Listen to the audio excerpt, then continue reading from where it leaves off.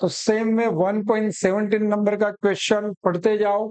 The vapour pressure of water is 12.3 kilo pascal at 300 kelvin. Calculate the vapour pressure of 1 molar solution of non volatile solute in it. तो simply वही बात है, non volatile solute को volatile solvent में dissolve किया गया तो लगेगी राउल्स लॉ की फॉर्मूला, तो फॉर्मूला लिख देंगे। पूछा क्या है, दिया है 1 मोलर सॉल्यूशन, तो हम लिखेंगे P10 minus P1 upon P10 is equal to N upon N। अगर निगलेक्ट नहीं करना है तो ये लिख सकते हैं, दोनों तरीके से थोड़ा आंसर में चेंज आएगा।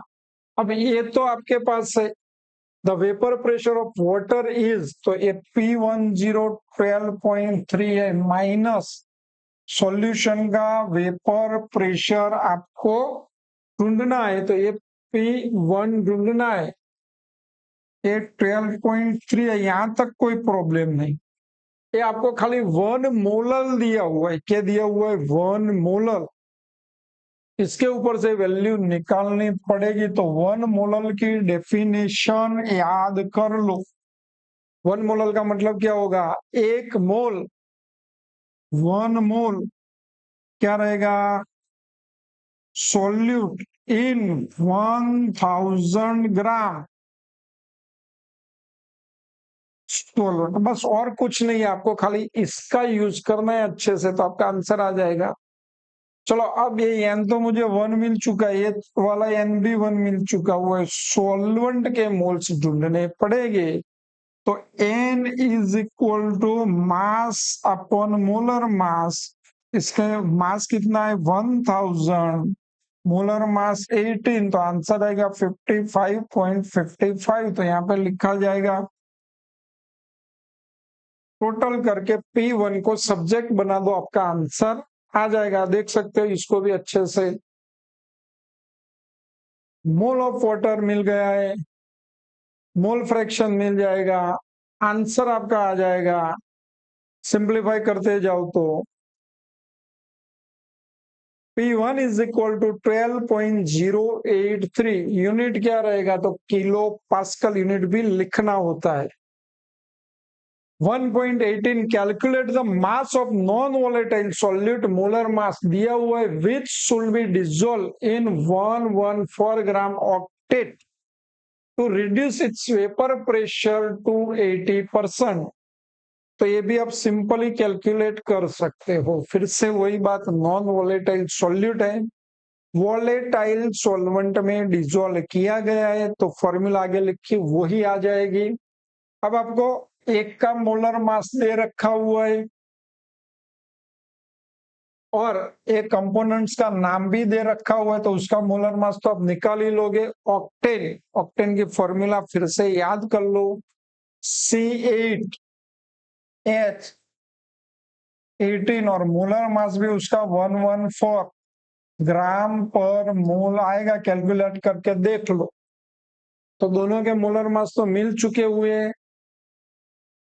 मास ऑफ नॉन वोलेटाइल सॉल्यूट आपको निकालना है, तो अभी एक फॉर्मूला लिखी थी वही लिख देंगे, P10 minus P1 upon P10 is equal to W2 upon M2 into W1 ऊपर M1। चलो वैल्यूज लिखते जाओ, फिर सिंप्लीफिकेशन करना है, खुद कर सकते हो, फटाफट कर लो। W2 यहाँ पे ढूंढना पड़ेगा। मोलर मास ऑफ ऑक्टेन ये दिया हुआ है क्योंकि वो सॉल्वेंट है, मोलर मास ऑफ सॉल्यूट दिया हुआ है 40 ग्राम है, और ये आपका हो जाएगा 114, मास भी दिया हुआ है। चलो 80% रिड्यूस हो रहा है, तो क्या समझेंगे, तो सपोज आपका ये 100 एटमोस्फियर प्योर सॉल्वेंट का है, तो 80% तक रिड्यूस होगा, तो 100 से 80 हो जाएगा। तो ये सिंपली आपको आंसर ला देना है, ये आपका हो जाएगा 20/100 इज इक्वल टू, ये कटेगा W2/40। चलो ये भी कटेगा, ये भी कटेगा, तो mass of solute is equal to 80।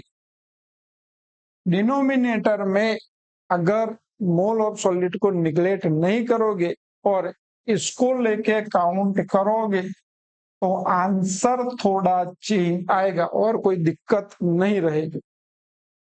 यहाँ पे देख सकते हो फिर से उसी को कैसे कैलकुलेट किया हुआ है। चलो वैल्यूज फिर लिख देंगे।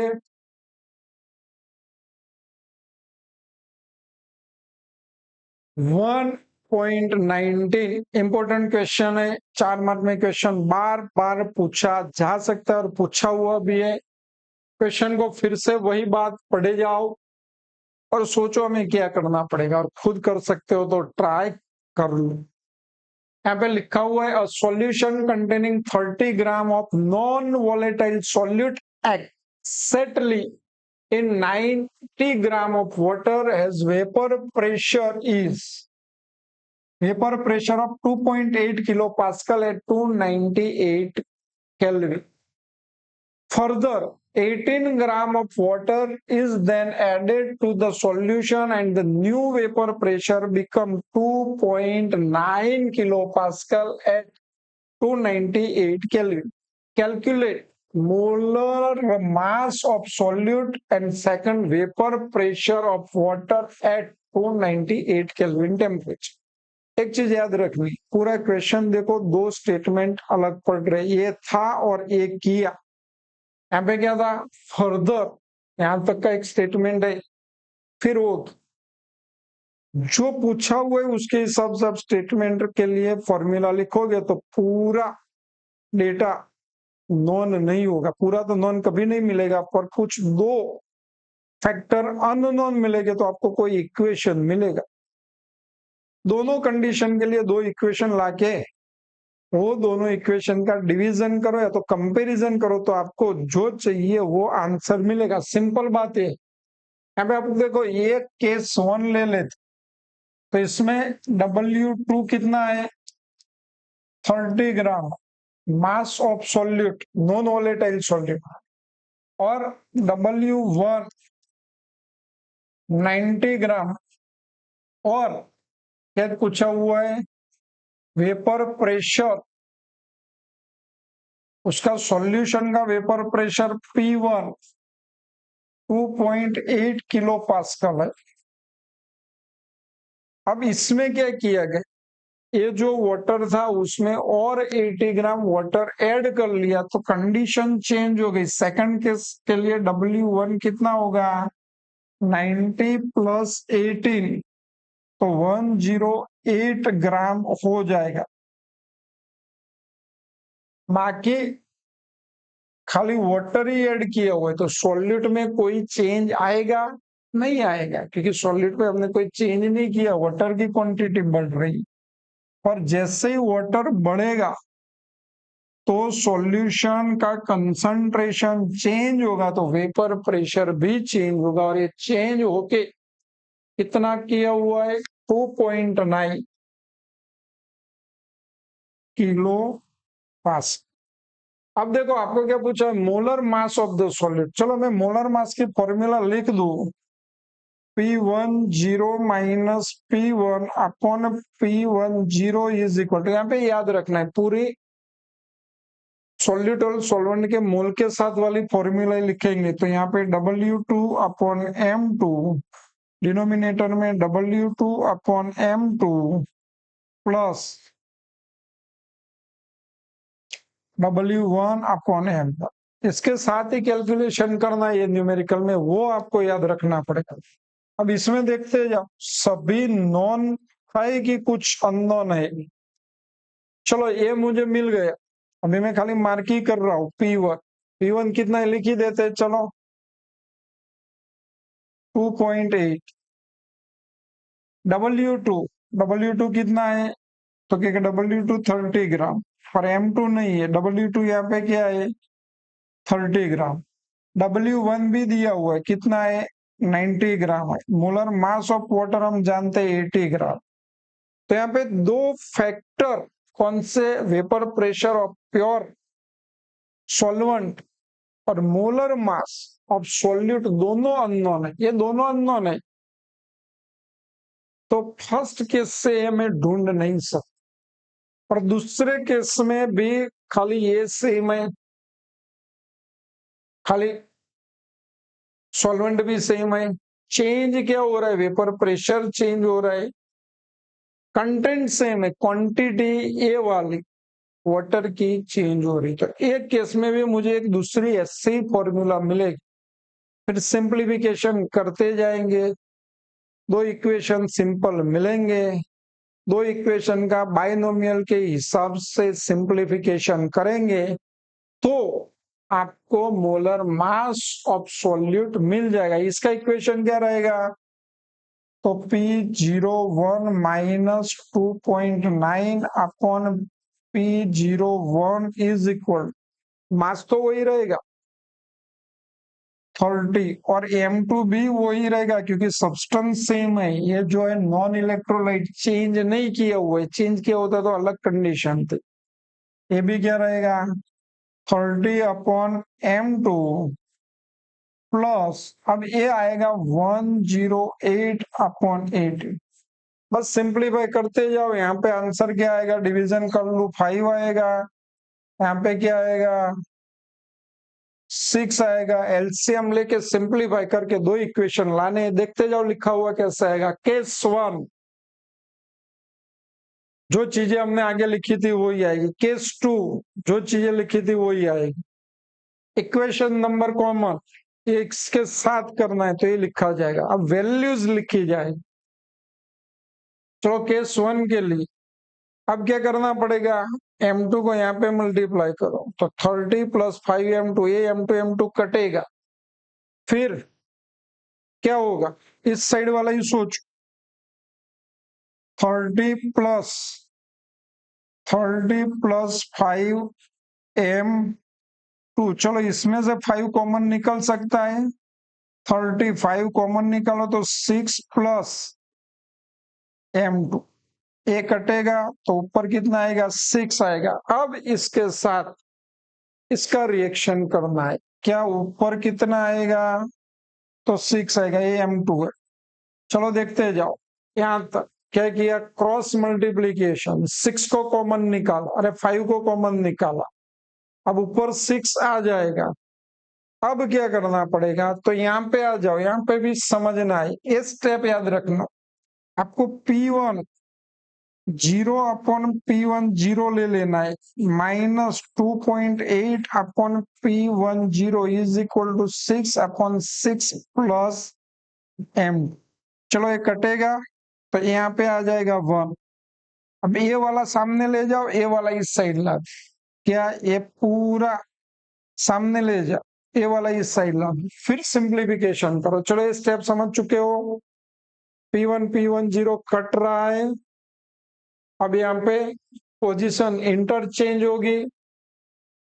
अब इसका एलसीएम यहाँ पे क्रॉस मल्टीप्लीकेशन ही करो तो क्या आएगा, देखते जाओ, खुद करना हो तो कर सकते हो।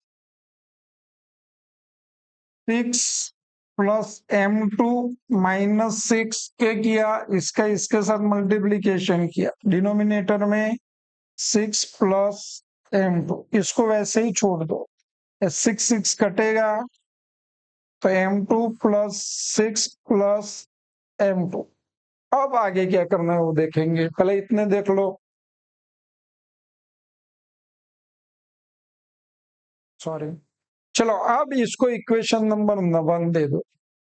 अब केस 2 याद कर लो, केस 2 का वैसे ही सिंप्लीफिकेशन करते जाओ, फिर से फॉर्मूला लिख दो, वैल्यूज लिख दी, यहाँ पे कट करोगे तो 6 आएगा, फिर M2 को क्रॉस मल्टीप्लाई करना है। चलो 6 है, M2 का इससे मल्टीप्लाई करो, इसमें से 6 कॉमन निकाल दो, काटो, ऊपर 5 आएगा, ये दोनों को अलग कर लो, ये दोनों को अलग कर लो, इसको काटो 1 आएगा। इसका क्या किया जाए, ये सामने ले, ये स्टेप याद रखना है, ये वाला सामने, ये वाला इधर, क्रॉस मल्टीप्लाई करो, 5 कटेगा तो m2/5 plus m2 is equal to ये सेकंड इक्वेशन रहे। अब दोनों का डिवीजन कर लो, सिंप्लीफाई करोगे इक्वेशन 1 एंड इक्वेशन 2। चलो ये ऊपर जाएगा, ये नीचे आएगा, ये कटेगा, ये सेम वे देख सकते हो, ये तो आपको आता है। अब क्रॉस मल्टीप्लाई करो, इसको इसके साथ, इसको इसके साथ। अब आपको m2 को ब्रैकेट ओपन कर लो और m2 को सब्जेक्ट बनाओ, सीधा m2 इज इक्वल टू 23 ग्राम पर मोल मिल जाए। स्टेप देख सकते हो। चलो अब आपको क्या ढूंढना है, वेपर प्रेशर ऑफ वाटर। तो कोई एक इक्वेशन को सिलेक्ट कर लो, जैसे 1 कर लिया यहाँ पे, P1 नॉट आपको सब्जेक्ट बनाना है, m2 आपने 23 ढूंढ लिया है तो 23 लिख दो m2 की जगह। फिर P1 नॉट को सब्जेक्ट बनाओ सिंप्लीफाई करके, P1 not is equal to 3.53, answer आ जाएगा, यूनिट किलो पास्कल रहेगा। हेलो, अब next question, question number 1.34। Question पढ़ो, vapour pressure of water at 298 kelvin is 17.535 mmHg, मतलब P1 नॉट दे दिया गया हो। Calculate the vapour pressure of water at 298 kelvin when, ये वाटर का नहीं है, when 25 gram of glucose is dissolve in 450 gram of water. ये सॉल्यूशन बनेगा तब वेपर प्रेशर ढूंढना है, तो आप खुद कर सकते हैं। P1 को सब्जेक्ट बनाओ, आंसर आ जाएगा, राउल्ट्स लॉ लिख दो। फॉर्मूला यहाँ पे वीडियो पॉज करके खुद करो, फिर समझ में ना आता है तो देखो, फॉर्मूला लिख दो पहले तो। ए वाली फॉर्मूला लगेगी, P1 नॉट की वैल्यू दे दी हुई है 17.535, ये लिख दो। P1 को ढूंढना है, P1 नॉट लिख दिया, W2 क्या है 25 ग्राम, M2 ग्लूकोज का मॉलिक्यूलर मास 180, वाटर का मास 450 और मॉलिक्यूलर मास 18, और कुछ करना ही नहीं है, सब्जेक्ट बनाओ P1 को, आंसर आ जाएगा। सिंप्लीफाई करते जाओ, सिंप्लीफाई करते जाओ, P1 को ढूंढ लो। P1 is equal to 17.44, unit उसका रहेगा mmHg।